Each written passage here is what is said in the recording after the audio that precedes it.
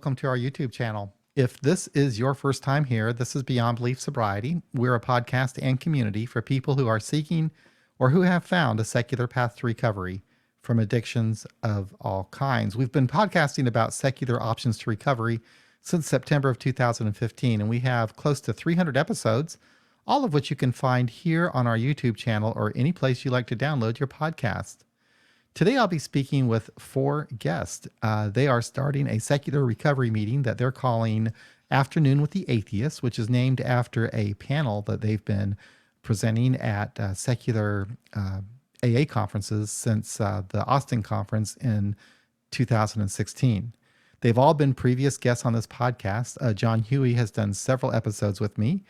John C. has done an episode back when we first started doing this. Vick has been on 3 or 4 episodes, and Larry Knight, of course, has been on a couple at least. So I've known them all for a very long time. They're good friends, and it's going to be good to hear about what they're doing. I know that they're very interested in secular recovery options, and I'm excited to bring this news to you. So let me bring each one of them out one by one, and here we go.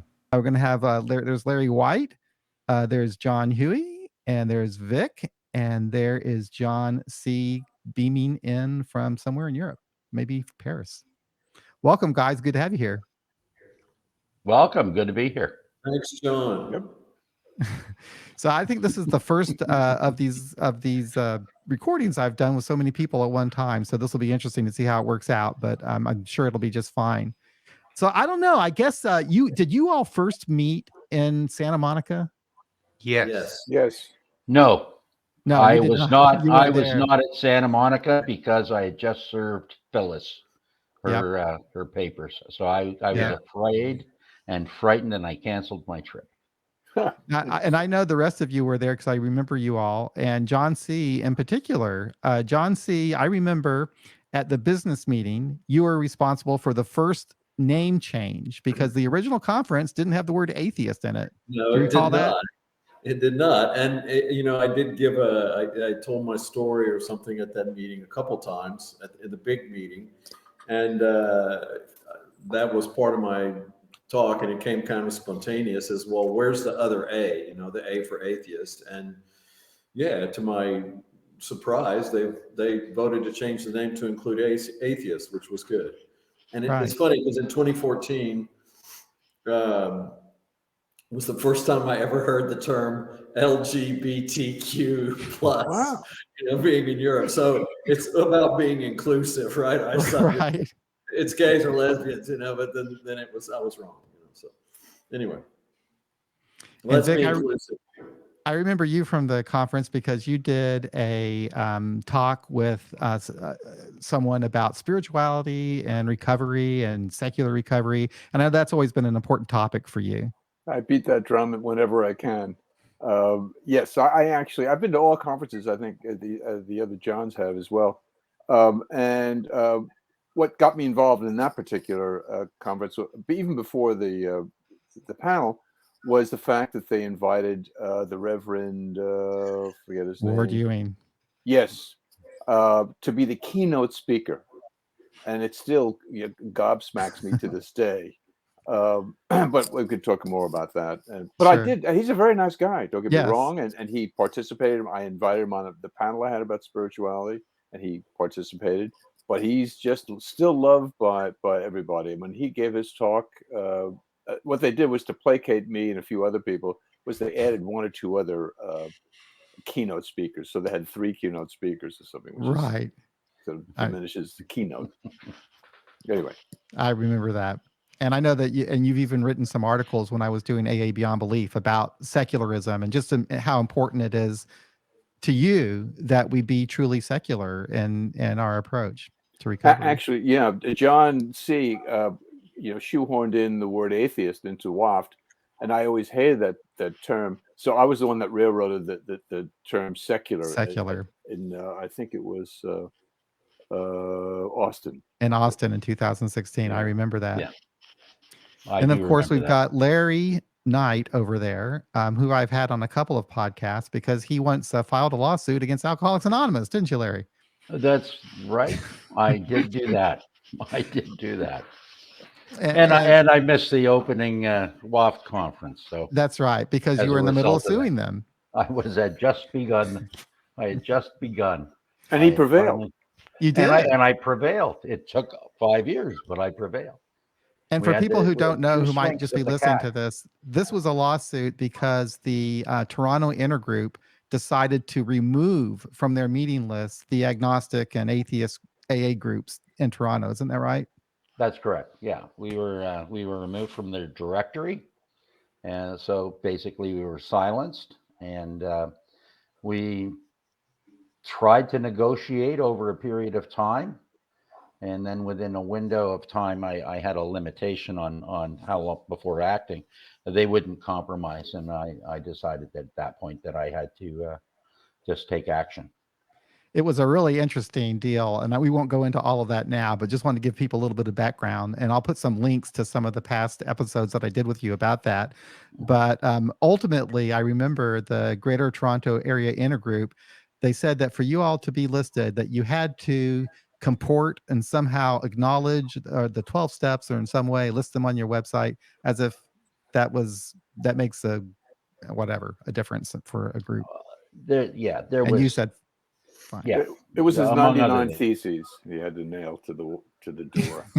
Oh, it was ridiculous, is what it Yeah. was. But Okay. I know, so people are very, this is near and dear to some people's heart on their side, and which is too bad because it's not supposed to be. But the other part of that is that this is not an AA group that was dictating this, Right. and so they really had no place to be doing this, and Right. that really is the opportunity. The woman Phyllis that I had to file this against, in many ways, she was an ally by the time we got through the end of That's right. the whole process. Yeah, I recall that.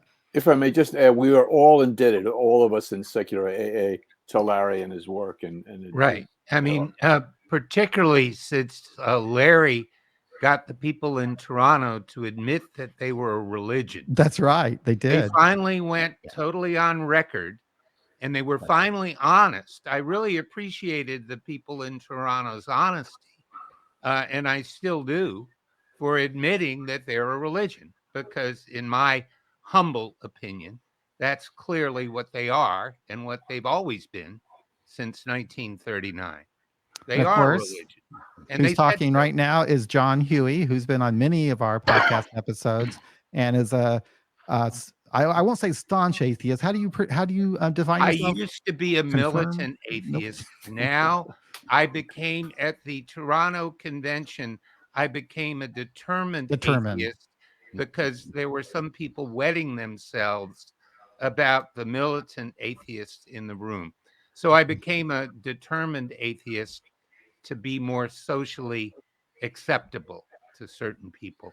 And I did that sort of, dishonestly, I guess, because I'm the same militant atheist I always was. But determined atheist sounds better to a Gotcha. lot of Nobody people. wants a militant. No militants.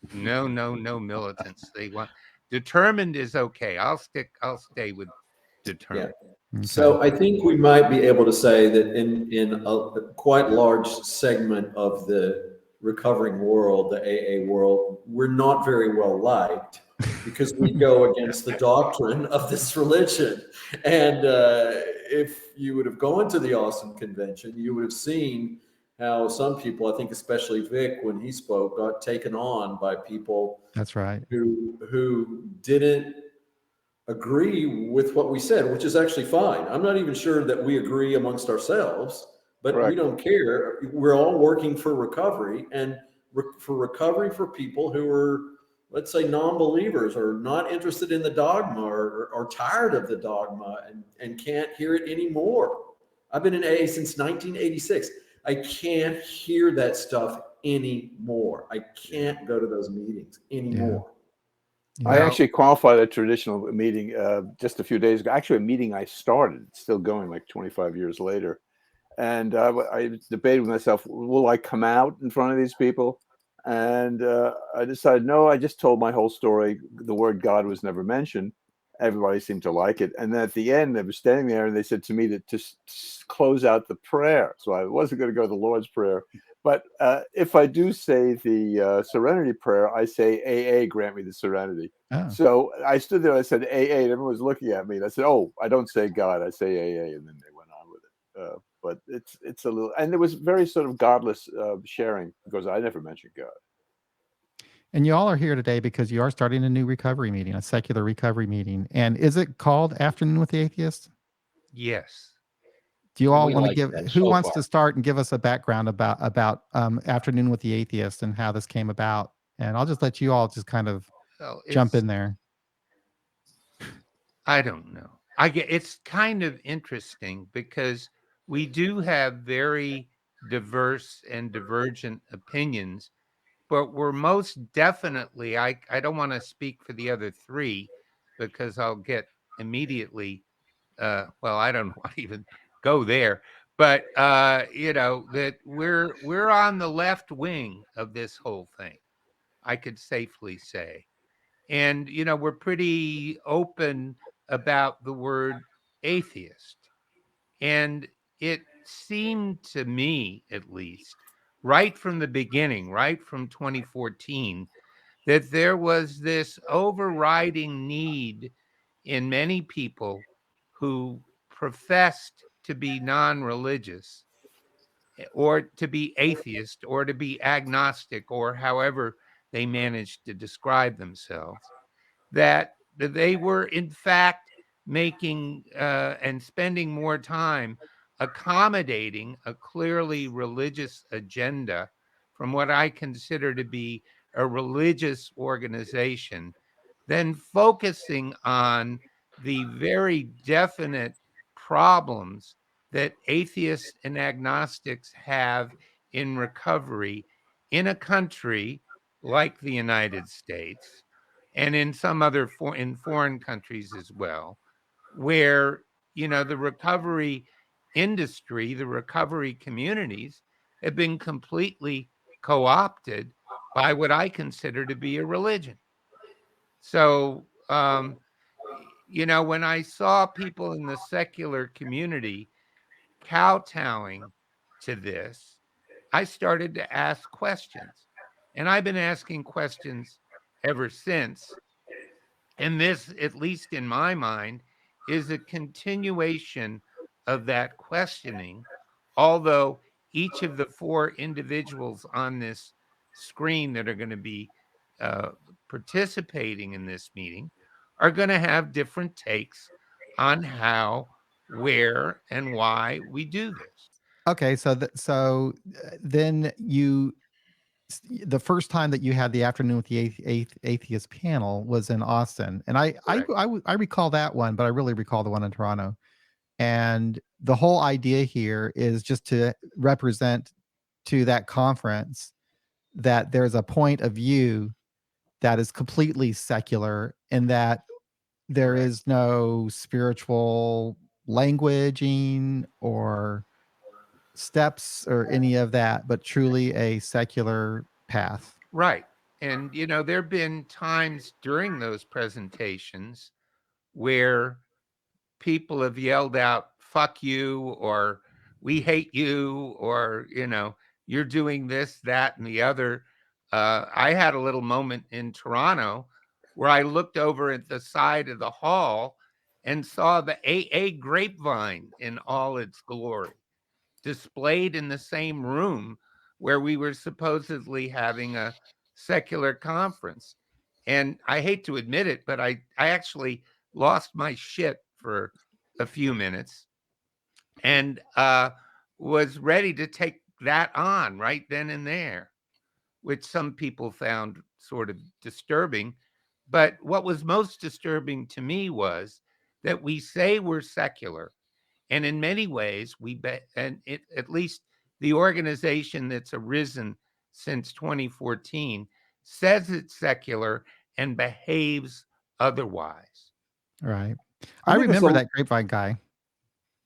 I just think there's a lot of fear on the what do they call themselves as spiritual atheists or secular atheists, there's a fear of just sort of coming out, that they want to make nice with traditional AA. And I don't mean to offend anybody, but I definitely want to assert who I am and demand the same respect that the other people demand. So Vic, is this new meeting being started as a result of trying to find a place in secular AA meetings and not finding it, and you're wanting to start something that's fresh and new? No, this new meeting is coming about because John Huey has browbeaten all of us into doing this.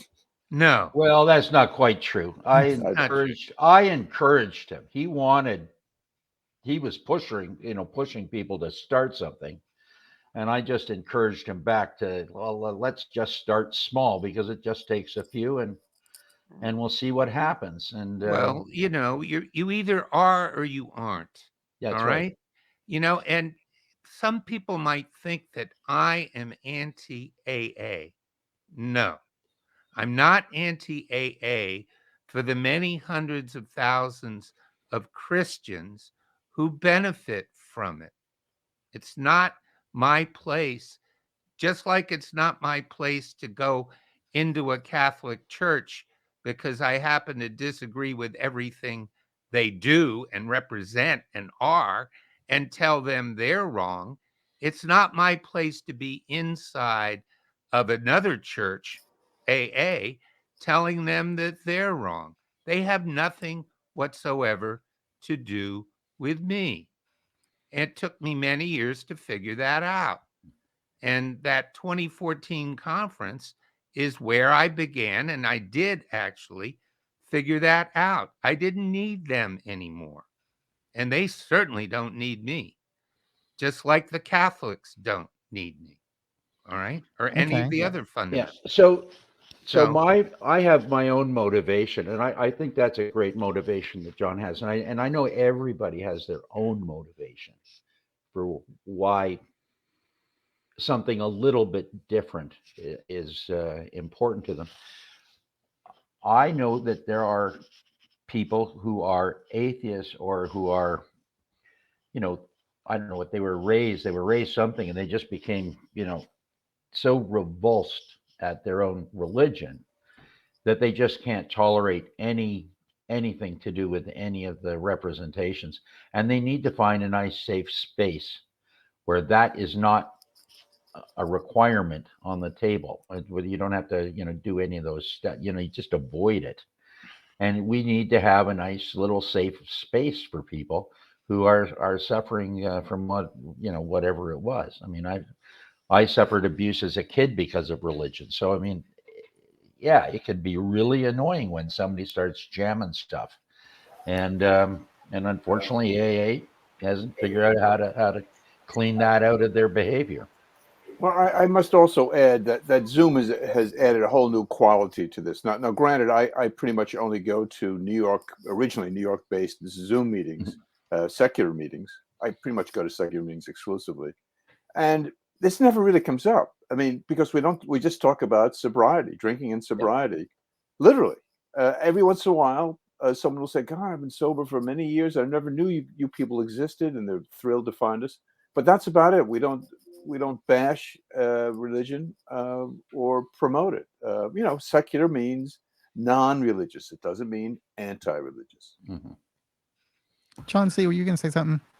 I was going to say, yeah, that recovery is for atheists too, and the believers in certainly in AA, one of their main goals seems to be to try and get people to find a higher power and if you don't know what step you're on, you're going to be shamed into doing it. And I even get this, especially in Paris, where we have a lot of tourists, even at our one secular meeting, face-to-face meeting a week. It's that if you don't somehow give credence to the general way that AA says, like it is a 12-step program, you better find some way on one of those 12 steps to figure it out, how that's going to work for your life. And I think recovery is just so much more than trying to be reductive and put it into 12 things.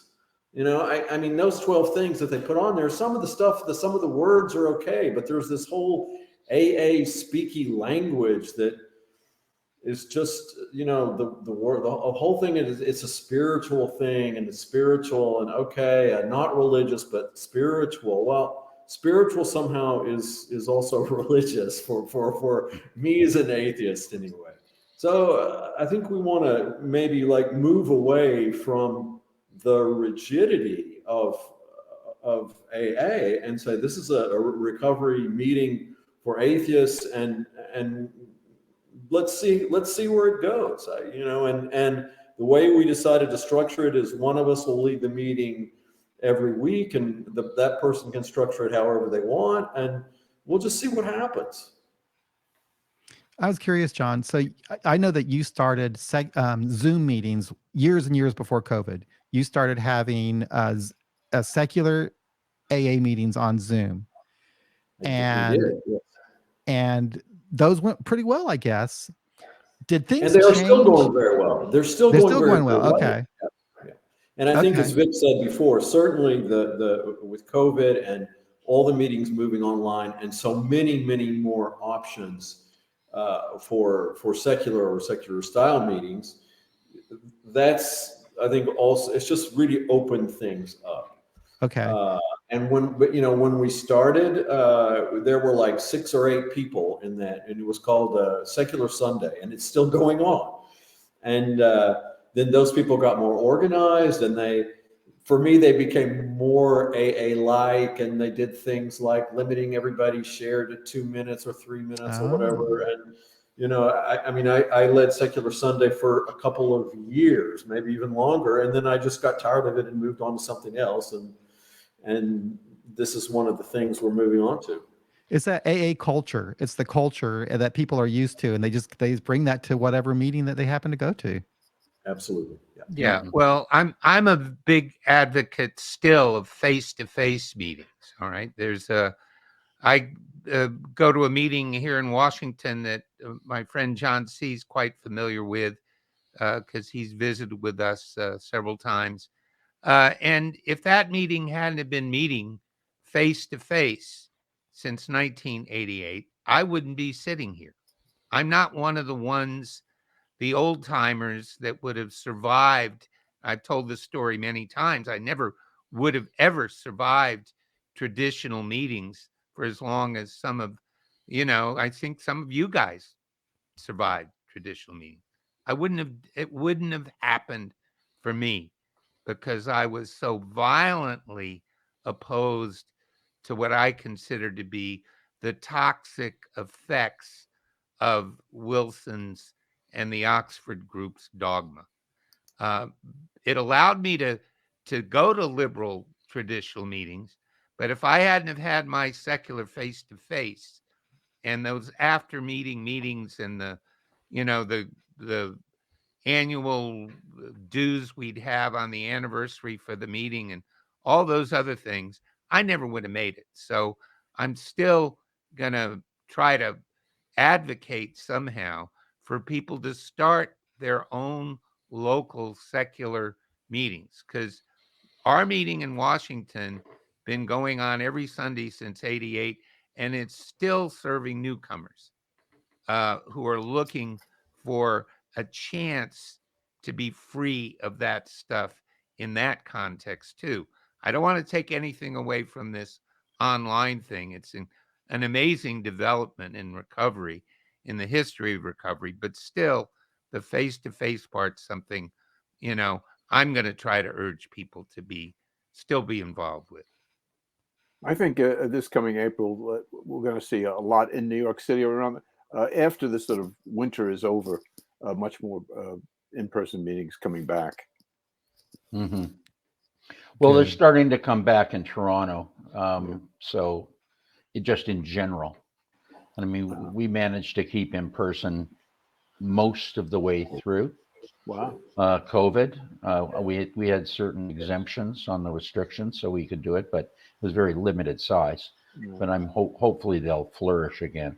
Well, they're still preaching in New York City to mask up and avoid. There are no mandates, but in New York, you walk down the street, a lot of people wearing masks. I'm surprised. Well, we don't want to turn it into a different type of podcast. No, but you know that type that you know we see that sort of insanity here in Washington. But for me, there's been development in the online meeting, in the face-to-face meetings as well. And when we started the meeting in Paris 20-something years ago, the meeting was called We Agnostics, right? Because nobody would dare come out and say we're atheists. And John, I know the meeting in Kansas City, right? It's called We Agnostics. That's right. One online. And then if you look at the reference of We Agnostics, it goes to that chapter in the Big Book, which is horrible. And so oh, sure, but it was also the name of the first group in Quad A. Right. So, well, our founders in D.C. in '88 named it We Agnostics to put a thumb in their face, just like our 11 a.m. Sunday time for meeting was a very, direct, thumb in the eyeball of everybody that wants to go to those other places they go to on Sunday morning. The We Agnostic meeting on the Upper West Side of Manhattan in the Stephen Wise synagogue wanted to call itself We Atheists, and the synagogue said, no, you can't do that. Yeah, I got my hand slapped back in '88. Our founders, who were even more militant than I am, they said, oh, we can't use the word atheist. That was 1988. Well, I'm looking at my screen here. It says it's December of 2022, and we can use the word atheist now, and we can transcend and remove ourselves from that ridiculous outfit for good and all, if we so choose. Some of us won't choose to do that. Some of us will, but we can excise that cancer from the body politic of what is referred to as secular recovery, which in my view has nothing to do with that ridiculous, obsolete carcass that can't do anything but harm to a truly secular person. How's that for being definitive? Well, thank you for being kind. I'm very, very kind. Well, I'm looking forward to having the opportunity to drift off of the dogmatic content of the more traditional groups, and get into discussing and talking about the science and the things that we've learned in the last 75 years. I mean, the new stuff with brain scans and substance abuse disorder, and the knowledge that they have, and the stuff that's coming forward, and the understanding of how that forms and alters personality. That's stuff we can talk about, where that would be absolutely outside issue stuff that would never get onto the table. Somebody would always have a disagreement and have a problem with it, but we're not bound by that, because the only thing we're bound to is sharing what we're learning, what our experience, strength, and hope. If we're reading that out of textbooks and out of scientific journals, and talking about it and getting to understand it better, and getting to understand ourselves, and sharing that with a community of similar thinking people, it's going to be exciting. It's not going to be caught up in the burden of the spirituality of whatever, or any of that other dogmatic stuff. It's very exciting. In all the decades, everybody on this screen has been sober, right? I would venture to guess that we've only really encountered one thing that really, really works, and that is the word abstinence. Absolutely. Abstinence works 100% of the time for 100% of the people, as long as you do it. And that's the only thing you can talk about. And with the incredibly rapid rise in deaths from alcoholism and addiction of all types, I would venture to guess that more and more secular people are dying along with their religious brethren. And if we could do something, anything, to reach more secular people and get them to understand the word abstinence, in my view, that would be an enormous plus. I just want to go back to what Larry was just saying about the calcified, petrified dogma of AA.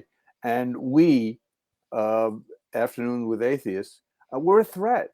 That they've done in all my years. I never hear anyone ever talk about science in AA, and it's been almost 80 years. I mean, come on, what science has done in the last 80 years is remarkable.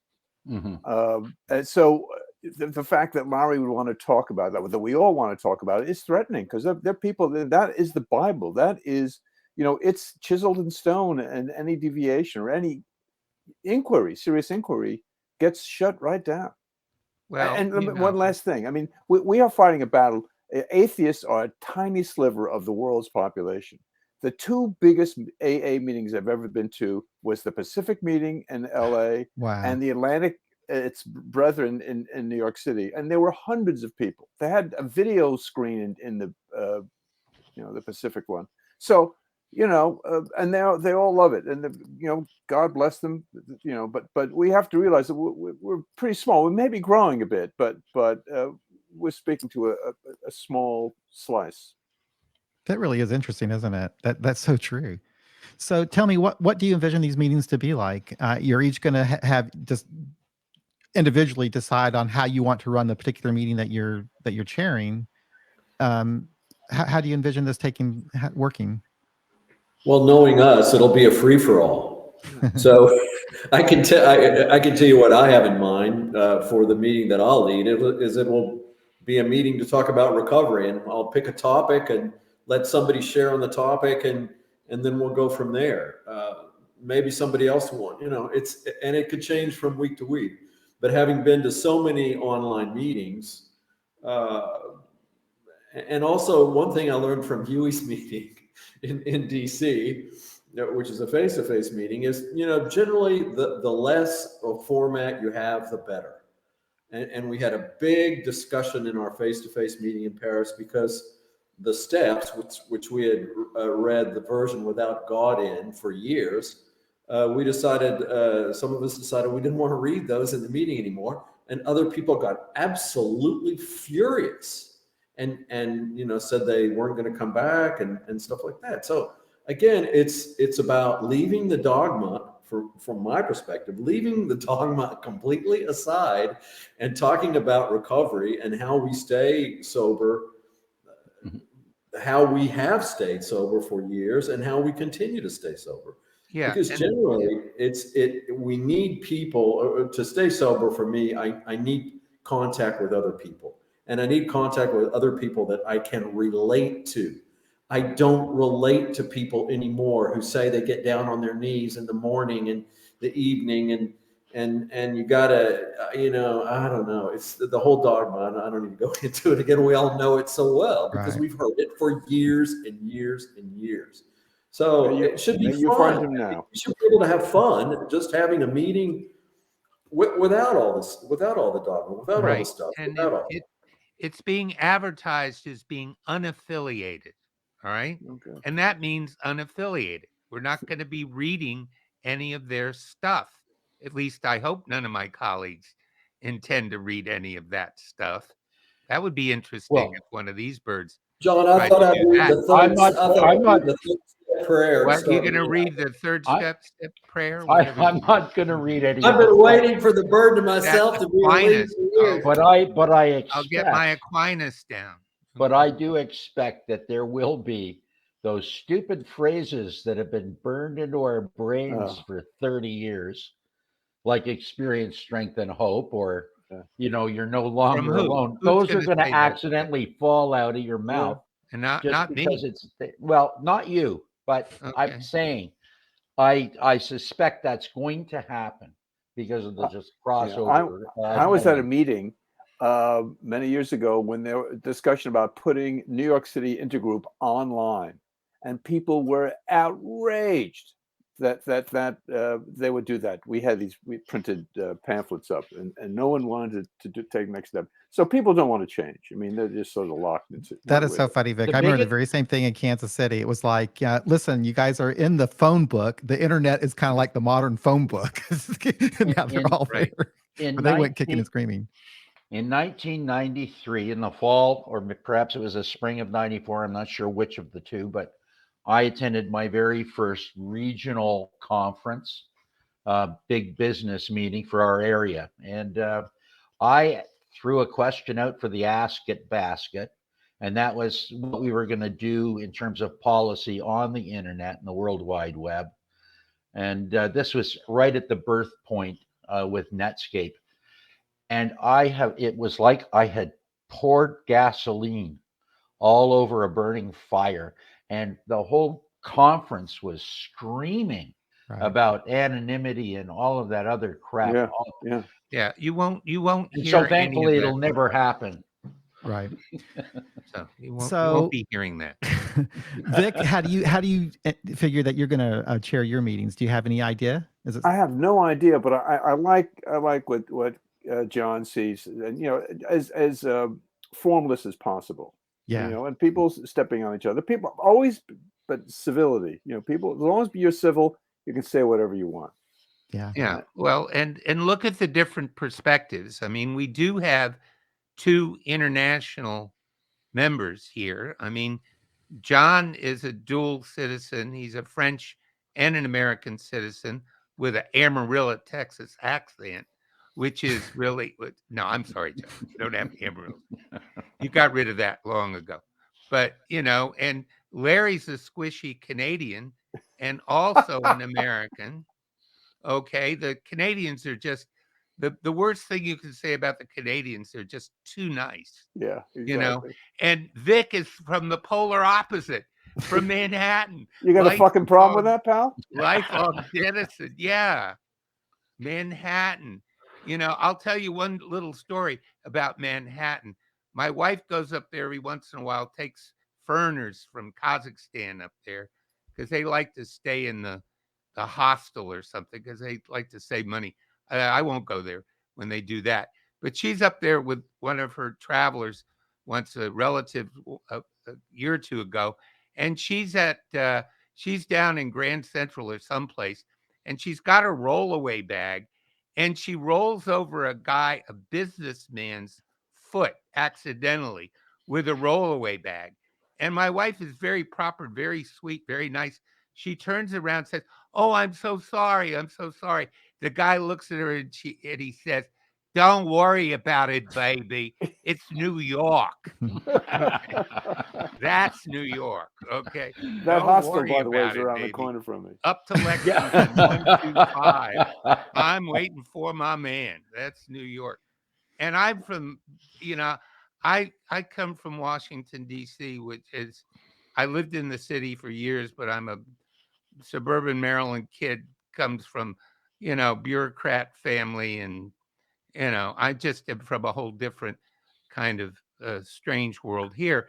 But we're all pretty, we're metropolitan, and we have that sort of atheist sort of thing that some of us, I guess we all picked up somewhere along the line. And that's going to be one of the tones, but it's very varied from different people with different perspectives and no dogma. Gotcha. No dogma. Should we say announce our first meeting and how people can? Yes, exactly. Yeah. We're going to do that. When and where and how? Okay. Well, we're going to give you the Zoom link, which you will put up. We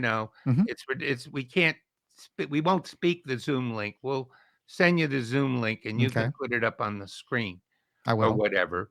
But it's, if I'm not mistaken, it's going to be every Sunday at 2 p.m. Eastern United States time. Okay. And it's going to be widely. We put up one announcement that needed to be revised, and we're going to put up the revised announcement soon and put it up periodically in the usual places online. And if, John, you want to keep it on your spot somewhere in conjunction with this podcast, or elsewhere for that matter, that would be great too. We're going to get it out there. We're going to get the links and the password out there. And we're not going to the only thing we won't tolerate is Zoom bombers. Right. Oh, yeah, of course. They will be dealt with summarily.